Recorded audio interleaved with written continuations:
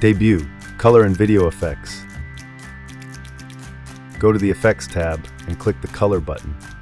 At the right side of the preview, adjust the brightness, contrast, gamma, and hue, or apply a filter. You can also flip your video horizontally or vertically. Continue watching this tutorial for additional details on color and video effects. You can add color and video effects prior to recording or during recording, but it cannot be added after recording. To add color and video effects after recording, try using VideoPad video editing software. To open or close the color and video effects window, go to the Effects tab and click the Color button. Adjust the brightness, contrast, gamma, or hue by moving the slider. You will see the effect in the preview window. The Video Filter dropdown contains preset filters. These include black and white, negative, or sepia. To remove a filter, select No Filter.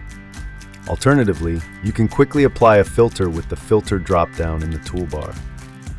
You can flip your video horizontally or vertically with the Flip buttons.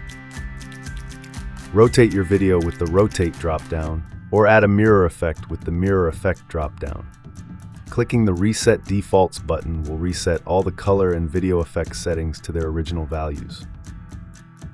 For more debut tutorials, visit the address shown on your screen.